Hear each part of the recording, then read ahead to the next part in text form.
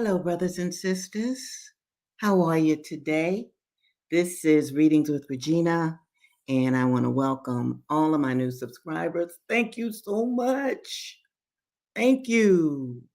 And this is February the 11th, 2025, and this is the month of Huey P. Newton's birthday. On Monday, it is Huey's birthday. So if you're into Huey P. like I am, light a candle for the good brother. Why?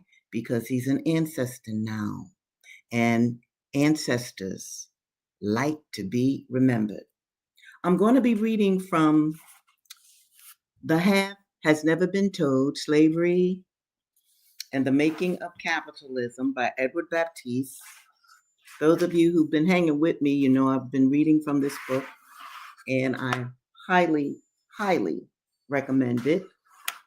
And what I wanted to show today by reading this book, I wanted you to see how enslavers came up with slavery and how it was maintained in the Americas. Now, this is after the 1776 American Revolution, when the whites, separated from their hold, or the British or the English hold on them.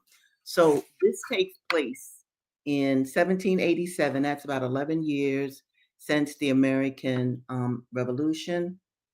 And I wanted you to just see how, in fact, the arguments in Congress went down about how to keep slavery going or whether to abolish slavery. All right. Congress adjourned in early 1787. Delegates from 12 states converged on Philadelphia. Their mission was to create a stronger federal government. The participants included future Presidents George Washington and James Madison, Alexander Hamilton, who did more to shape the United States government than most presidents, and Benjamin Franklin, the most famous American in the world.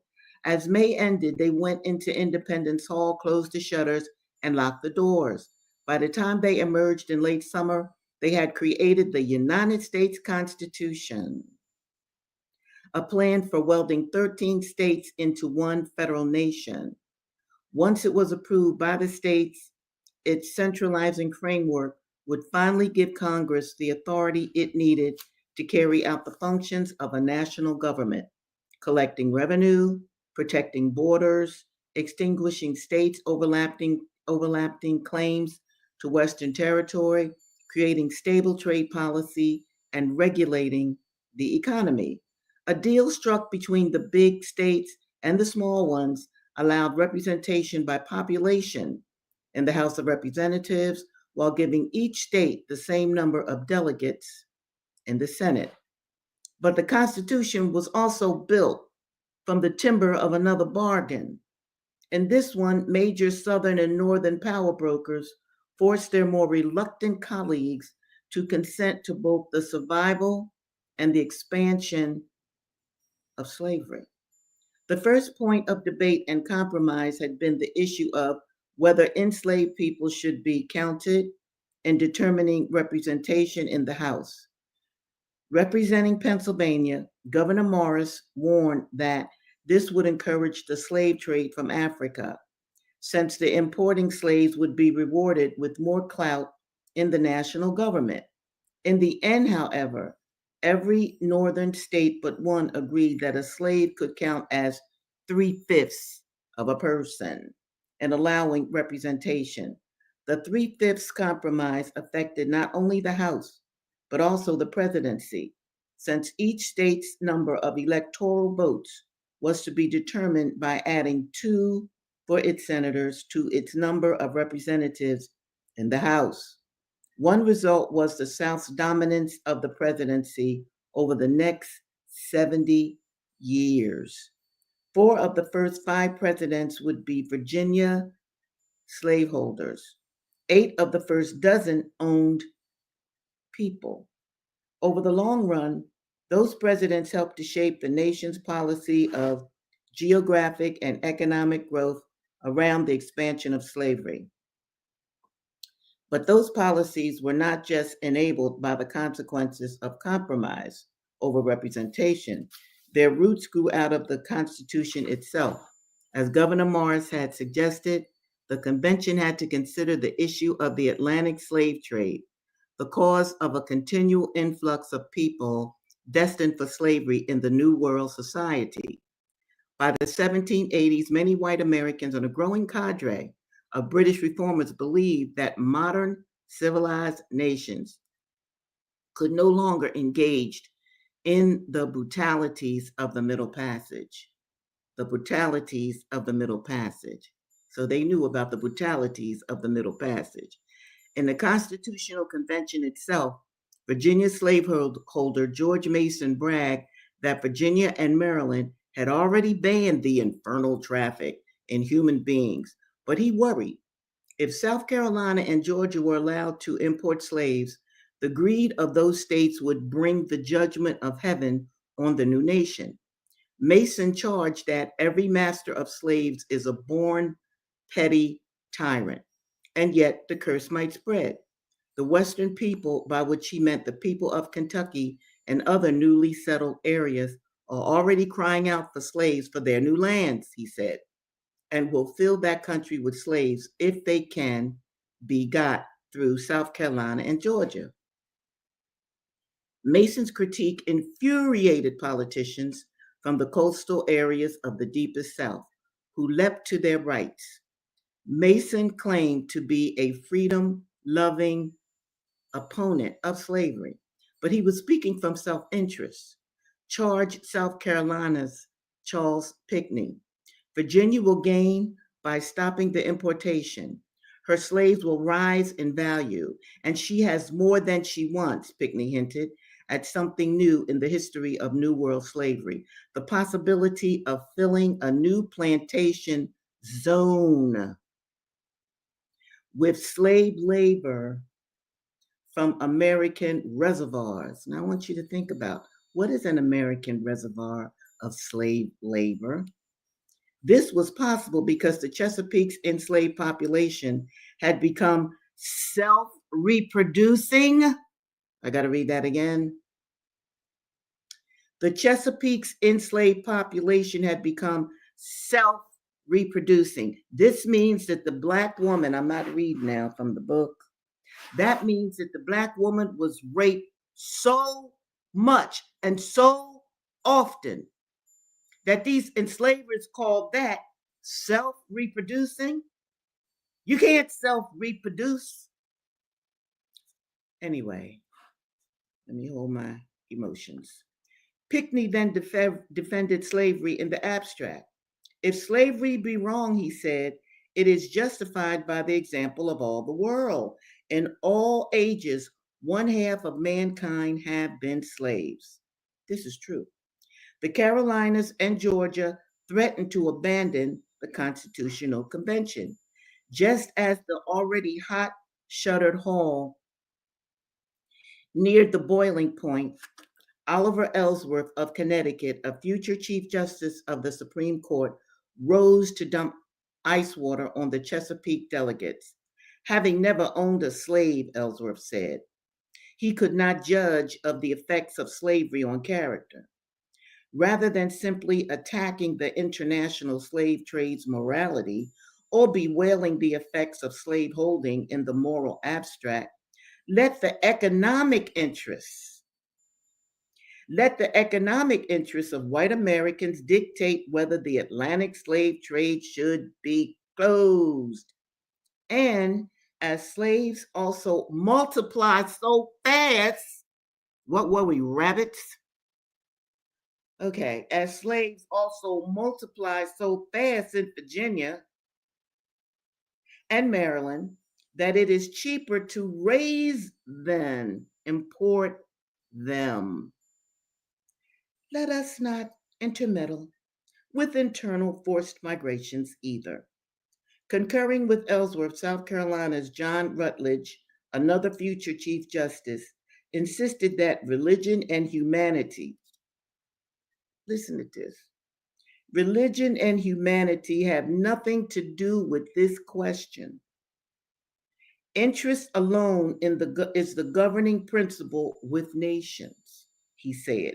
The true question at present is whether the southern states shall or shall not be parties to the Union.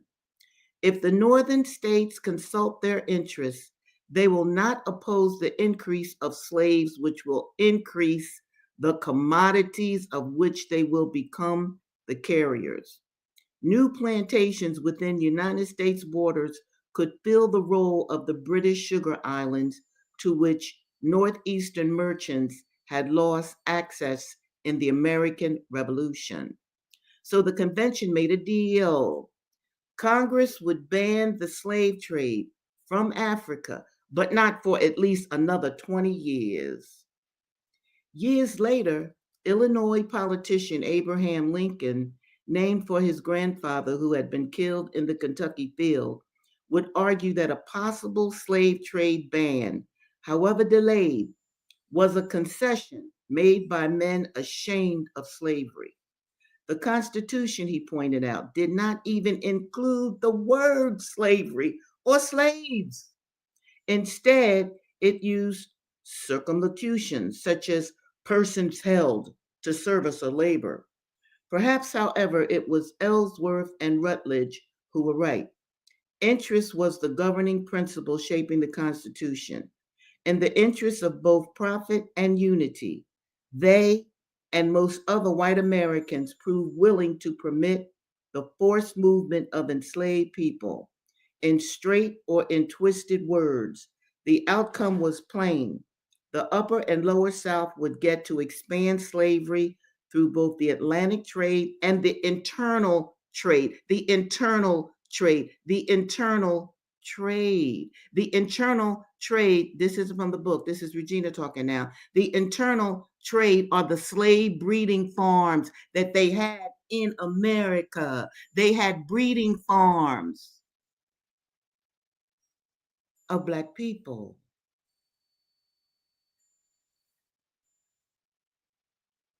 So Black feet went trampling west and south in chains, and the constitutional compromise helped to imprint an economy founded on the export of slave made commodities onto a steadily widening swath of the continent.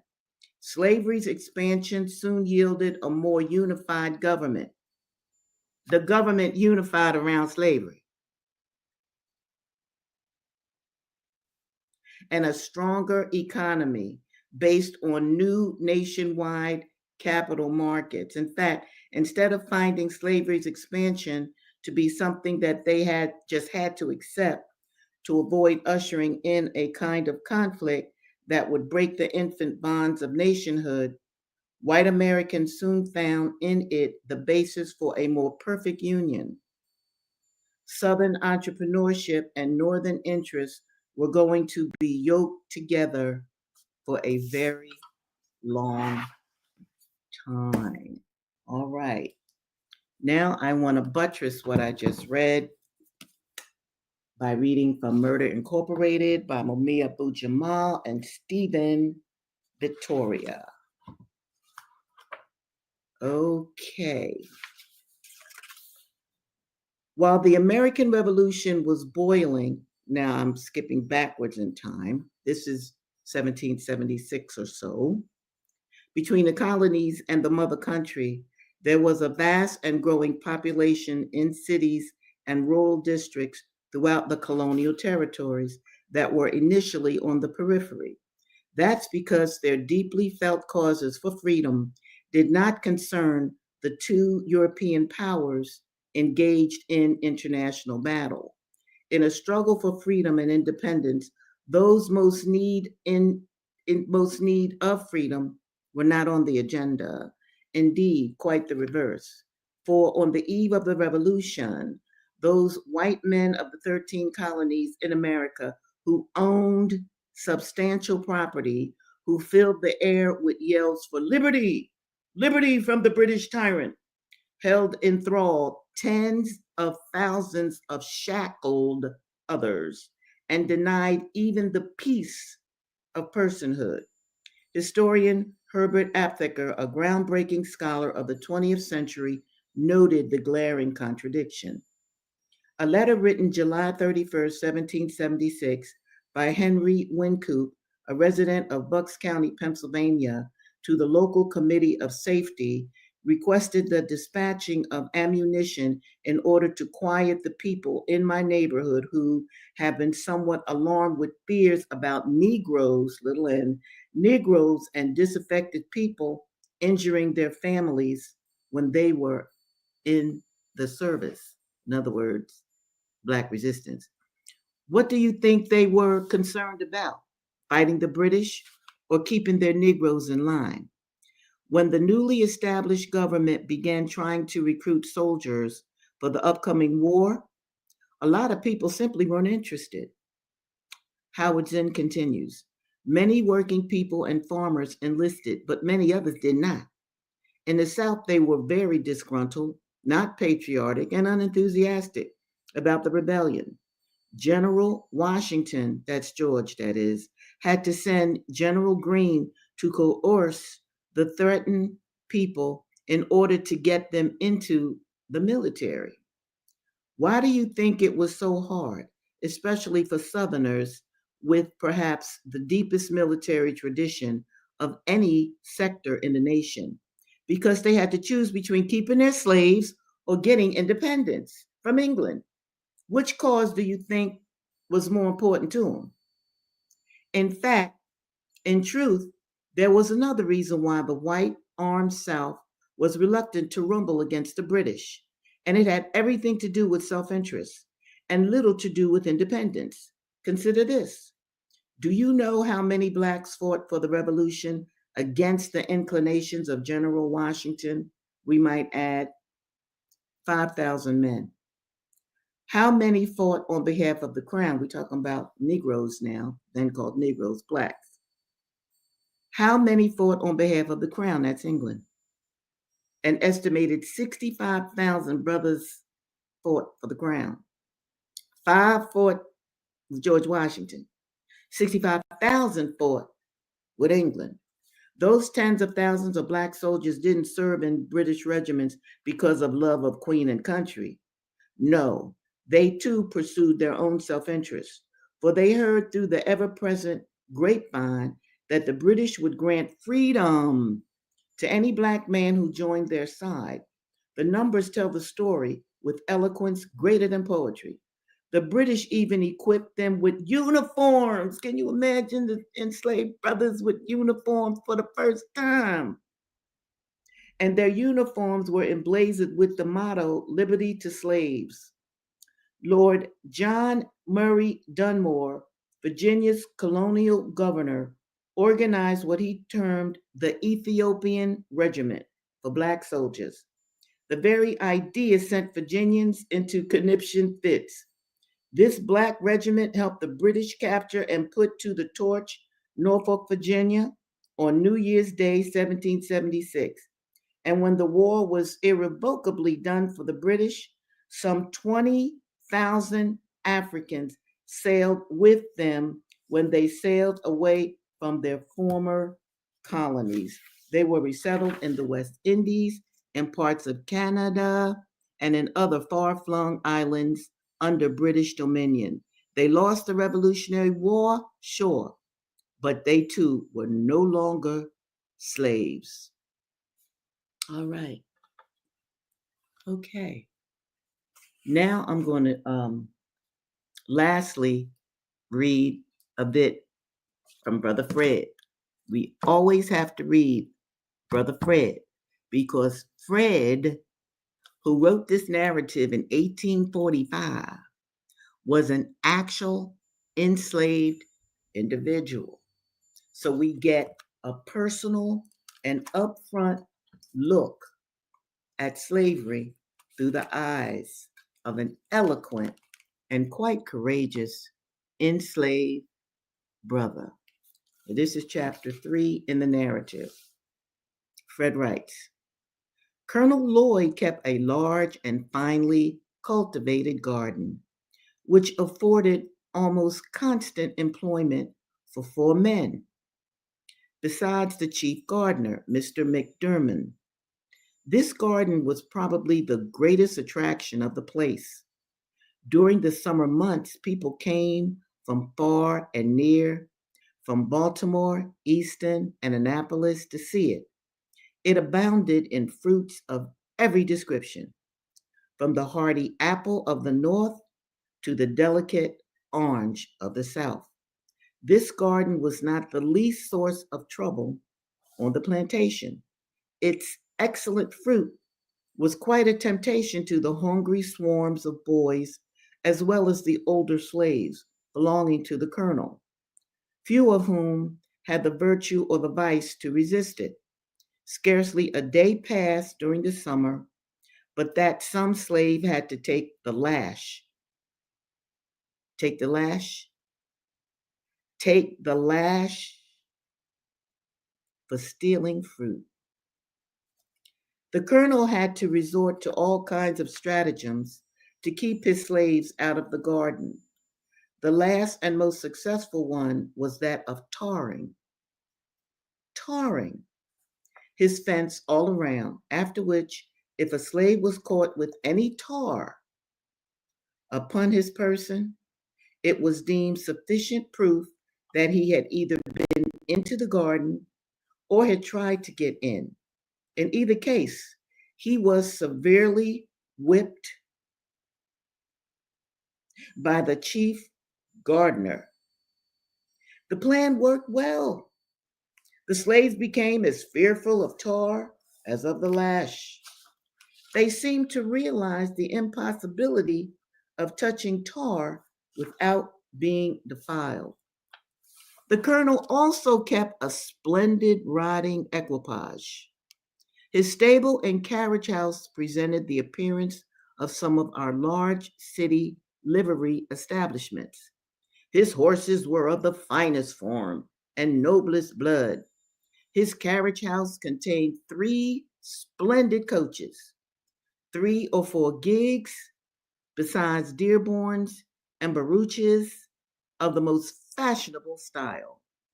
This establishment was under the care of 2 slaves, Old Barney and Young Barney, father and son.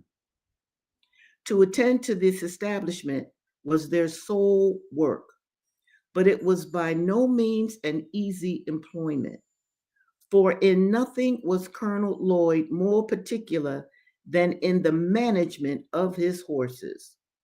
The slightest inattention to these was unpardonable and was visited upon those under whose care they were placed with the severest punishment.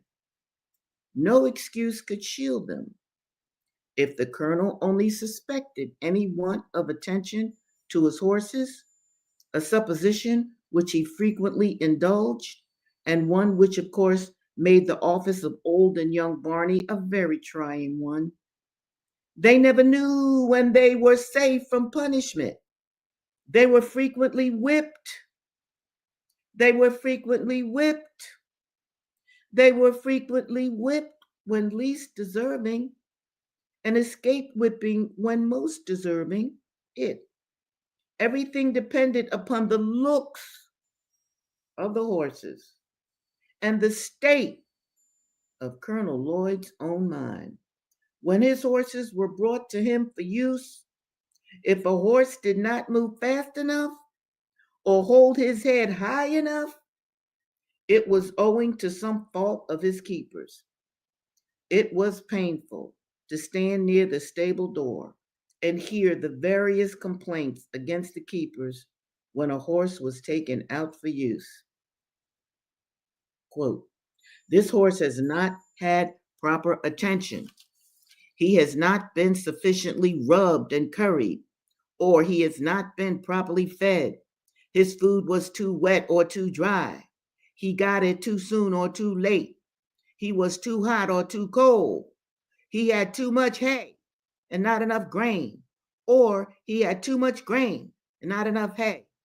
Instead of Old Barney's attending to the horse, he had very improperly left it to his son. To all these complaints, no matter how unjust, the slave must answer never a word. Colonel Lloyd could not brook any contradiction from a slave. When he spoke, a slave must stand, listen, and tremble. And such was literally the case. I have seen Colonel Lloyd make old Barney, a man between 50 and 60 years of age, uncover his bald head, kneel down upon the cold, damp ground, and receive upon his naked and toil worn shoulders more than 30 lashes at a time.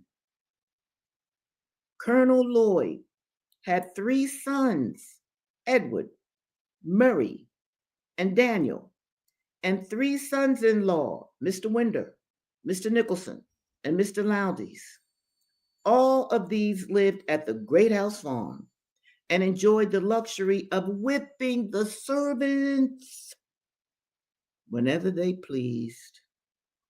From old Barney down to William Wilkes, the coach driver. I have seen Winder make one of the house servants stand off from him a suitable distance to be touched with the end of his whip, and at every stroke raise great ridges from his back. So this means the white dude, right, had his whip, a nice long whip, and he would just, stretch it out and hit slaves for sport.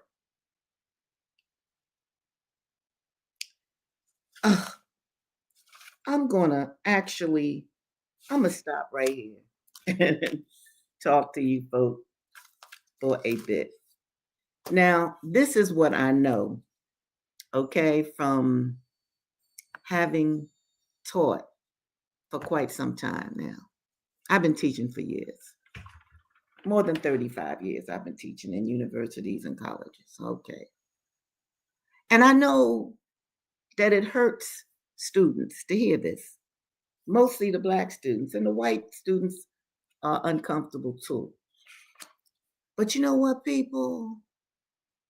My Black people, my precious, beloved Black people, you have got to know your history. Now, it does get better because look at where we are today. But, have any of you seen Black men be whipped? Have you seen it? Have you seen it in the current century that we're living in? Have you seen it? Have you seen it? So we must be able to trace our history as foundational Black Americans. We're African Americans as well. But in the Americas, this is our history. It was fought over in Congress. Okay. The first 8 to 12 presidents owned people. They made up fancy words talking about self-reproduction. You cannot produce. No woman is that magical, unless she's a goddess, I guess. No woman can conceive without some kind of man. Don't you see, people? Slavery stayed as long as it did because enslavers could have all the sex that they wanted with Black women. All the pedophiles, you dig, could ruin all the Black children that they wanted. And just like I said in the book, The Half That's Never Been Told, in Congress, those senators said, look, we don't have to deal with morality. Let's deal with self-interest. And they did. And they had free labor for centuries. So that important history must be told, along with the fact that during the revolution, the 1776 White American Revolution. There were black brothers, over 60,000 of them, that fought with the English because the English said, we will guarantee you freedom. Now, of course, the enslavers, the white Americans, won the war. So black people, black men and women, some remained in chains. Some were shipped over to the West Indies and other points south. So this history may be hard to hear. I understand that. And I do encourage you to share it with your children. Listen, you cannot live in a fairy tale of American mythology. It is important to know where we have been so we can know where we are and we can plan adequately for our future. Well, brothers and sisters, it's always such a pleasure to be with you. And I absolutely look forward to talking with you again this coming Thursday, February the 13th at 2:00. And in the meantime, know that you are very much loved and you are prayed for quite often. Take care.